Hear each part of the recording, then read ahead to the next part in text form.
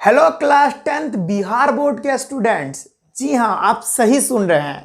पहले जो है सीबीएसई का वीडियोस अपलोड होता था, लेकिन अब से मैं डिसाइड किया हूँ कि बिहार बोर्ड का भी वीडियोस जितना भी है चैप्टर्स साइंस में, एसएसटी में, वो सारा जो है इस चैनल पे अपलोड किया जाएगा। तो अब आपके लिए भी खुशखबरी है और अपने मित्रगण को बताएं जो क्लास 10th में है। अभी तो क्लास 10th का ही मैं बात कर रहा हूँ। अभी बिहार बोर्ड क्लास 12th का अभी हम स्टार्ट नहीं कर रहे हैं। अभी बस ये खुशखबरी सिर्फ 10th वालों के लिए है, बिहार बोर्ड के लिए। चूंकि मैं अगर बात करूं तो क्लास 10th और 12th 9th ये सबको मैं सीबीएसई में पढ़ा रहा हूं, 11th 12th को। लेकिन अभी जो हूं मैं सिर्फ और सिर्फ अभी अकेला हूं, तो जानते ही हो आपकी वो सारे चीज़ों को मैनेज करना कितना मुश्किल होता है। इसीलिए अभी आपके लिए जो खुशखबरी मैं दे रहा हूं, बस इतना ही दे रहा हूं कि अभी यहां पर क्लास 10th का वीडियो आज से जो है अपलोड होगा बिहार बोर्ड का। सीबीएसई का तो मैं कर ही रहा हूं, 9, 10, 11, 12 वो सब तो हो ही रहा है, उसके लिए कोई टेंशन है नहीं। लेकिन अभी बिहार बोर्ड के लिए मैं बात करूं तो बिहार बोर्ड का जो चैप्टर्स है वो अपलोड होगा अब से, यानी आज से। ठीक है, तो आप लोग खुश हो जाए, अपने मित्रगण को बताएं ये बात जरूर। ठीक है, तो आप जैसा कि आप जानते ही होंगे कि मेरा नाम है विजेतानंद और आप देख रहे हैं आपका प्यारा सा चैनल एकलव्य वाटिका। ठीक है, आप ही का चैनल है। ठीक है, तो आज मैं बिहार बोर्ड वाले स्टूडेंट्स के लिए एक चैप्टर लाया हूं जो कि बहुत इंपॉर्टेंट है। वो क्या है भाई? रासायनिक अभिक्रिया एवं समीकरण, यानी रासायनिक अभिक्रियाएं एवं समीकरण ये चैप्टर है। केमिस्ट्री का ये पहला चैप्टर है। अगर एनसीईआरटी के हिसाब से देखें तो वो पहला चैप्टर है। ठीक है, तो देखिए ये जो चैप्टर है बहुत महत्वपूर्ण है, जैसा कि आप जानते ही है। आई थिंक आप पढ़ चुके होंगे इस चैप्टर को। ठीक है, लेकिन आज हम फिर से इस चैप्टर को बहुत अच्छे से डिटेल में पढ़ाएंगे। चूंकि आज जो क्लास होगा छोटा छोटा वीडियो लाएंगे आपके लिए। ठीक है, ज़्यादा बड़ा लाएंगे तो वो भी प्रॉब्लम है, एक साथ आप देखना थोड़ा मुश्किल हो जाता है। सभी बच्चे का बात नहीं कर रहा हूँ, कुछ पढ़ने वाले बच्चे होते हैं जिनको जुनून होता है कुछ कर गुजरने का, कुछ कर जाने का, तो वो तो अगर 5 घंटा का भी वीडियो है तो वो रेगुलर देखेंगे ही देखेंगे। लेकिन जो एवरेज स्टूडेंट हैं जिनको बैठकर पढ़ने में, यानी बैठने में उतना ज़्यादा कह लो तो आप उतना एक्सपीरियंस नहीं है, ठीक है, तो उतना देर वो नहीं पढ़ पाते हैं, तो उनके लिए तो वो बड़ा बड़ा वीडियो है नहीं। तो छोटा वीडियोज अपलोड कर रहा हूँ आप लोगों के लिए, तो टेंशन नहीं लेना है बिल्कुल भी। अब यहाँ पर बिहार बोर्ड का भी वीडियो अपलोड होगा। ठीक है, बहुत सारे बच्चे ने कमेंट किया, तो उस कमेंट के डिमांड पर बिहार बोर्ड के लिए भी ये खुशखबरी है। अपने दोस्तों को जरूर बताइए बात। ठीक है, तो ये जो चैप्टर है बहुत इंपॉर्टेंट है। कहीं ना कहीं आप पढ़ रखे होंगे स्कूल में, चाहे आप जहाँ भी कोचिंग कर रहे हैं वहाँ आपने ये चैप्टर को पढ़ रखा होगा। लेकिन आप जानते हैं विजेता सर पढ़ाएंगे तो कुछ अलग ढंग से ही पढ़ाएंगे। ठीक है, नहीं अपना आपका बड़ाई नहीं करना है। आप पढ़ोगे तभी आप अपना खुद से बड़ाई करना। अपने मुंह मियाँ मिट्ठू जो है नहीं बनना चाहिए। I am really sorry. चलिए स्टार्ट करते हैं, ज़्यादा बात ना करते हुए स्टार्ट करते हैं। ये क्या है? रासायनिक अभिक्रिया होता क्या है? वैसे चैप्टर का नाम है रासायनिक अभिक्रियाएं एवं समीकरण। अगर कहीं भी हिंदी लिखा हुआ आपको गलत हो जाए तो आई एम रियली सॉरी, क्योंकि हिंदी उतना ज़्यादा मतलब कहीं कहीं पे मिस्टेक हो जाता है, तो उसके लिए कोई प्रॉब्लम है नहीं। तो देखिए क्या है रासायनिक अभिक्रिया, समझिएगा। इंग्लिश में इसी चीज़ को केमिकल रिएक्शन बोलते हैं। बच्चों फिर से मेरे साथ बोलिएगा, केमिकल रिएक्शन इंग्लिश में बोला जाता है, उसको हिंदी में बात करें तो रासायनिक अभिक्रिया बोला जाता है। रासायनिक अभिक्रिया पहले समझ लेते हैं। हमारे चारों ओर जो है ना, अगर मैं बात करूं तो रासायनिक अभिक्रिया हो रही है। समझ रहे हैं? अभी हमारे चारों ओर रासायनिक अभिक्रिया हो रही है। आप सुबह में उठकर ब्रश जो करते हो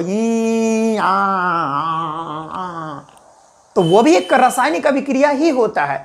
चैप्टर 2 यानी अम्ल, भस्म एवं लवण, ये एक चैप्टर है। एसिड बेस एंड सॉल्ट बोलते हैं जिसको, वो चैप्टर 2 है।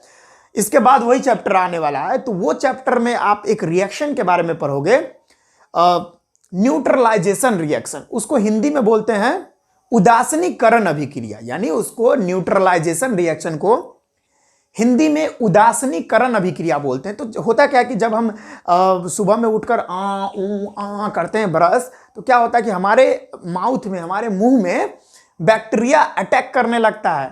हम जो भी रात में खाना खाते हैं, वो जो फूड होता है, वो जो खाना होता है, वो जो है बैक्टीरिया जो है उस पर अटैक करके उसको शुगर में कन्वर्ट, यानी वो जो शुगर रहता है सुक्रोज, उसको सुक्रोज ही बोलते हैं, वो कन्वर्ट हो जाता है। पता है बच्चों किस चीज में? वो एसिड में कन्वर्ट हो जाता है, अम्ल में कन्वर्ट हो जाता है, अम्ल में बदल जाता है। अब वो अम्ल जो है धीरे धीरे हमारे दांत को खराब करने लगता है। तो उस स्थिति में हम पेस्ट लगा के, ब्रश में पेस्ट लगा के ऐसे ऐसे करते हैं, जिससे क्या होती है कि वो पेस्ट का जो है ना क्षारीय गुण है, क्षारीय नेचर होता है, क्षारीय यानी बेसिक नेचर होता है, क्षारीय गुण। और हमारे माउथ में बैक्टीरिया क्या चीज उत्पन्न कर दिया? तो वो एसिड कर दिया, यानी अम्ल कर दिया। अब क्षार और अम्ल आपस में अभिक्रिया करता है तो वो बनाता है लवण एवं जल। तो यहां पर ये क्या है कि वो एसिड का प्रभाव यानी अम्ल का प्रभाव और क्षार का प्रभाव दोनों क्या है, एक दूसरे को कैंसल कर दिया। तो ये भी एक रासायनिक अभिक्रिया होती है, ठीक है। तो वहां पर जो है हमारा दांत जो होता था, मतलब ब्रश करने के बाद, वो खराब नहीं होता। तो ये भी एक केमिकल रिएक्शन है, रासायनिक अभिक्रिया। चारों तरफ देख लो, वो सारा रासायनिक अभिक्रिया हमारे आसपास में हो रहा है। जैसे फलों का पकना भी एक रासायनिक अभिक्रिया है। तो अब रासायनिक अभिक्रिया देख रहे हैं कि हमारे चारों ओर हो तो रही है, हमारे यहाँ चारों ओर रासायनिक अभिक्रिया हो तो रही है। लेकिन बच्चों बात आती है कि भाई कहते किसको है रासायनिक अभिक्रिया? देखिए, यह एक ऐसी प्रक्रिया है जिसमें नए पदार्थ का निर्माण नए गुण के साथ होता है। समझिएगा बात को, यानी रासायनिक अभिक्रिया एक ऐसी प्रक्रिया होती है जिसमें नए पदार्थ का निर्माण नए गुण के साथ होता है बच्चों। हाँ, यस। जैसे हम एग्जाम्पल के तौर पर देखें, अगर आपके दिमाग में ये बात ना घुसी हो तो मैं एक्सप्लेन कर दे रहा हूं, मैं एकदम विस्तार से बता रहा हूं। मैं कोशिश कर रहा हूं ज्यादा से ज्यादा हिंदी बोलने का आपके सामने, इंग्लिश का बिल्कुल भी उपयोग ना करने का, ठीक है। मैं पूरा अपना भर जितना कोशिश मैं कर रहा हूं, ठीक है। अब क्या है, जैसे पहला है ऑक्सीजन के उपस्थिति में, अनुपस्थिति में, यानी अनुपस्थिति नहीं होगा, उपस्थिति होगा, ठीक है। यहां पे प्रेजेंट लिख दो, यहां पे गलती से लिखा गया, लिख दो, या प्रेजेंस यानी उपस्थिति। यानी एग्जाम्पल देखिएगा, ऑक्सीजन के प्रेजेंस में यानी ऑक्सीजन के उपस्थिति में अगर मैग्नीशियम को अगर हम जलाते हैं, यह भी एक प्रकार का रासायनिक अभिक्रिया ही होता है। टेंशन नहीं लेना, पहले बोले ना आपको टेंशन मत लीजिए, हम है ना समझाने के लिए पूरा चीज समझाएंगे। पहले उदाहरण तो देख लीजिए, एग्जाम्पल देख लीजिए, उसके बाद नहीं समझ में आए तो फिर हमको बताइएगा। समझ में एक एक बात आएगा आपको, टेंशन काहे ले लेते हैं? विजेता सर से पढ़ रहे हैं आप, समझ रहे हैं ना। दूसरा देखिए, फलों का पकना भी, पकना पकना पकना पकना पकना भी एक रासायनिक अभिक्रिया होता है। भोजन का पचना भी एक रासायनिक अभिक्रिया होता है बच्चों। डाइजेशन ऑफ फूड, वो भी एक रासायनिक अभिक्रिया होता है। अब जैसे यहां पर एक इक्वेशन लिखा है, केमिकल इक्वेशन यानी रासायनिक समीकरण यहां पर लिखा हुआ है। अब कुछ लोग कमेंट करेंगे, सर अभी ये क्या MgO2 लिख दिए आपने, इसका भौतिक अवस्था भी नहीं लिखे हैं, यानी फिजिकल स्टेट भी नहीं लिखे हैं कि भाई ये सॉलिड में होगा, लिक्विड। अभी जरूरत नहीं है। वैसे तो मैं यहां पर बैलेंस कर दिया हूं, बैलेंस करने की भी जरूरत नहीं थी, क्योंकि हमने अभी रासायनिक समीकरण पढ़ा ही नहीं, तो इसको बैलेंस करने का बात कहां से आ जाता है, ठीक है। लेकिन फिर भी समझाने के लिए मैं यहां पे लिया हूं। हमने क्या किया कि मैग्नीशियम को जला रहे हैं, तो मैग्नीशियम का सिंबल Mg होता है, और उसको ऑक्सीजन के प्रेजेंट में जला रहे हैं, ऑक्सीजन की उपस्थिति में जला। अरे भाई आप जान लो, कोई भी चीज को अगर हम जलाते हैं तो ऑक्सीजन में ही ना जलाते हैं हम, वायु क्या कहते हैं वहां हमारा यूनिवर्स में जाके जलाते हैं, अंतरिक्ष में जाके थोड़ी ना जलाते हैं। जलाएंगे तो हमारी धरती पर ही जलाएंगे, धरती पर क्या है, ऑक्सीजन। तो हमारा जो मैग्नीशियम है वो ऑक्सीजन के प्रेजेंट में बर्न होता है, जलता है, तो ये मैग्नीशियम ऑक्साइड हम लोगों को बना के देता है। तो ये एक रासायनिक अभिक्रिया है, जिसमें अगर हम बात करें, जैसे एक और रिएक्शन यहाँ पे ले लिया है, एक और रासायनिक अभिक्रिया लेके आपको समझा रहे हैं, और उसका एक केमिकल इक्वेशन लिखा गया है, यानी रासायनिक समीकरण यहाँ पे लिखा गया है। क्या है? H2 + O2, ये दोनों अभिक्रिया करके हमको H2O बना के देगा, जल बना के देगा, ठीक है। समझिएगा मेरी बातों को कि ये जो H2 था ना, H2, चलिए मैं इसका भौतिक अवस्था लिख देता हूं। ये गैस में होता है, ये ऑक्सीजन भी गैस में पाया जाता है, और H2O लिक्विड में पाया जाता है। ये लिक्विड बोले तो द्रव अवस्था में, मैग्नीशियम सॉलिड अवस्था यानी ठोस अवस्था में, ऑक्सीजन जो है गैसियस में यानी गैस में पाया जाता है, और मैग्नीशियम ऑक्साइड जो है सॉलिड यानी ठोस अवस्था में पाया जाता है बच्चों। ठीक है, तो देखिए मैग्नीशियम यानी हाइड्रोजन और ऑक्सीजन आपस में अभिक्रिया किया, संयोग किया, मिला और अभिक्रिया के बाद बना के दिया जल। बना के दिया क्या? जल।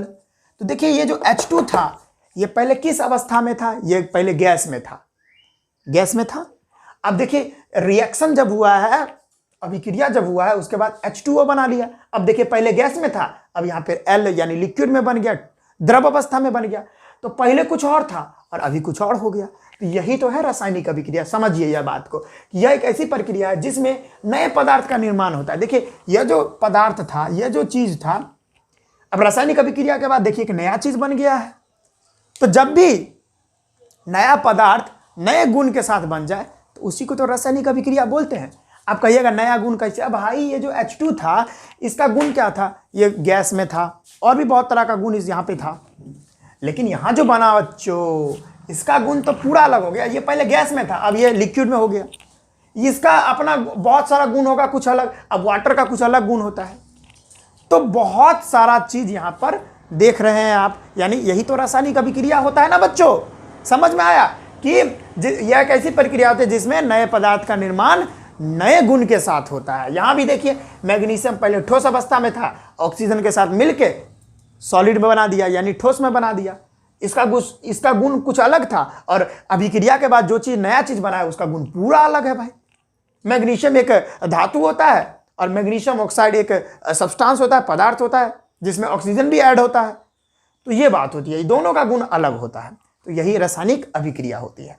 अब समझिए, अभी बैलेंस करना अभी नहीं सिखा रहे हैं। जब रासायनिक समीकरण पढ़ाएंगे तो वहां पर बैलेंसिंग करने का काम सिखाएंगे, यानी संतुलित करने का दोनों तरफ। अभी जो समझा रहे हैं वो समझते चलिए। यहां पर जो देख रहे हैं Mg और O2 ये आपस में संयोग किया है। तो इस तीर का जो ये पिछला वाला भाग है इसको अभिकारक बोलते हैं। ध्यान से सुनिएगा, अभिकारक। हिंदी में अभिकारक बोलते हैं, इंग्लिश में रिएक्टेंट बोलते हैं। रिएक्टेंट। अगर मैं आप लोगों को लग रहा है कि मैं अगर स्लो पढ़ा रहा हूँ, धीमा पढ़ा रहा हूँ, तो YouTube में एक ऑप्शन आता है दुगुना स्पीड में देखने का, तो वो टिप लीजिए। अभिकारक बनता है, मतलब तेजी से चलेंगे तो आपको जो है एकदम तेजी से चलेंगे तो आपको अच्छा लगेगा। यहाँ पर तो बहुत तरह का स्टूडेंट होते हैं, कोई बहुत ज़्यादा इंटेलिजेंट स्टूडेंट देख रहा होता है, कोई एवरेज देख रहा होता है, कोई पूरा एकदम लो वाला स्टूडेंट होता है। तो उसको तो मैं स्लो ही पढ़ाऊंगा, एकदम एक एक चीज़ क्लियर करके पढ़ाऊंगा। तो जो इंटेलिजेंट स्टूडेंट है वो एकदम इंटू 2 स्पीड में मेरे को चलाए। ठीक है, तो जो रासायनिक अभिक्रिया में भाग ले रहा है बच्चों उसको अभिकारक बोलते हैं। क्या बोलते हैं? अभिकारक। अब ये यहाँ पर हमने 2 कहा दिया, तो ये बैलेंसिंग करने के लिए दिया है। बहुत सारे स्टूडेंट्स या बहुत सारे पर्सन्स जो है वो कमेंट कर देते हैं, ये तो सर जी आपने गलती लिख दिया, आपको तो आता नहीं कुछ, नल्ले हो सर आप। तो इसके लिए मैं यहाँ पे बैलेंस कर दिया हूँ। वैसे तो उनका कोई प्रभाव नहीं है, लेकिन यहाँ पे कर दिया हूँ। बहुत सारे बच्चे तो नहीं करते, लेकिन बहुत सारे आदमी जो है कमेंट कर देते हैं, तो हमको बिल्कुल अच्छा नहीं लगता। अब क्या 50-100 आदमी कमेंट करेगा तो मैं 100 आदमी को जवाब देते रहूँ, भाई यहाँ पे अभी मैंने रासायनिक समीकरण नहीं समझाया है तो मैं ये कैसे अभी लिख दूँ? तो वो मूर्खतापन है। ये जो सवाल उठाते वो व्यक्ति मूर्ख है, पूरा तरह से मूर्ख है। पहले आप पढ़ के आइए तब यहाँ पे क्लेम कीजिए। तो ये तीर के पीछे जो है ये अभिकारक है, और जो रिएक्शन के बाद में बना उसको प्रतिफल बोलते हैं। इस साइड जो रासायनिक अभिक्रिया में भाग लेते हैं अभिकारक, जो रासायनिक अभिक्रिया के फलस्वरूप बाद में जो बनते हैं उसको प्रतिफल बोला जाता है। समझ में आया? जैसे इसको डिफाइन भी किया है, अभिकारक क्या होता है? वह पदार्थ, यानी अभिकारक वह पदार्थ होता है जो किसी रासायनिक अभिक्रिया में भाग लेता है। यानी ये दोनों क्या कर रहे हैं? रासायनिक अभिक्रिया में भाग ही तो ले रहे हैं, पार्टिसिपेट कर रहे हैं, भाग ले रहे हैं, तो उसी को अभिकारक बोलते हैं। इंग्लिश में उसको रिएक्टेंट बोला जाता है। अगर मैं पूछूं इस अभिक्रिया के लिए अभिकारक कौन है, यानी इस अभिक्रिया के लिए अभिकारक कौन है, तो Mg और O2 अभिकारक है। चलिए अब आगे, इस अभिक्रिया के लिए अभिकारक पूछे तो H2 और O2 अभिकारक है। समझ में आ रहा बच्चों? यस। अगर मैं प्रतिफल का बात करूं तो प्रतिफल को इंग्लिश में प्रोडक्ट बोलते हैं। अब क्या होता है भाई, कहते किसको है? वह पदार्थ जो रासायनिक अभिक्रिया के बाद में बनता है। ठीक है, तो जैसे यहाँ पे देखिए H2O बना, ये प्रतिफल है। ये बाद में बना, ये MgO मैग्नीशियम ऑक्साइड, ये प्रतिफल है। तो ये अच्छा अभिक्रिया, अभिकारक और प्रतिफल। समझ में आया बच्चों? तो छोटा छोटा वीडियो हम आपके लिए लाते रहेंगे, आप इंटरेस्ट से पढ़ते रहिए। और बिहार बोर्ड को भी पढ़ा रहे हैं, तो ये बोल रहा हूं कि अब बहुत सारे स्टूडेंट्स होंगे जो आपके करीबी मित्र होंगे, उनको जरूर बताएं इस चीज़ के बारे में कि विजेता सर बिहार बोर्ड को भी पढ़ा रहे हैं, तो उनको भी मतलब चैनल के बारे में बताइए, तो वो भी इस चीज़ का लाभ उठा सकते हैं। ठीक है, अब वैसे तो वीडियोज़ अब रेगुलर ही आएगी, आप टेंशन बिल्कुल ना लें। ठीक है, तो चलिए आज के इस छोटे से वीडियो में बस इतना ही रखते हैं, और खूब पढ़ाई कीजिए, हम आपके साथ हैं। और किसी भी तरह की कोई भी दिक्कत आपको आ रही हो तो जाके आप कमेंट जरूर करें। ठीक है बच्चों, अगर किसी भी तरह की कोई भी दिक्कत हो रही हो तो कमेंट बॉक्स सिर्फ और सिर्फ आप ही के लिए होता है, वहां पर जाके एकदम तोड़ फोड़ कीजिए, वहां पर जो बोलना है बोलिए, मैं उसका निदान नेक्स्ट वीडियो में कर दूंगा। ठीक है, तो आज के इस छोटे से वीडियो में बस इतना ही रखते हैं। अगर आपने ये नोट नहीं किया है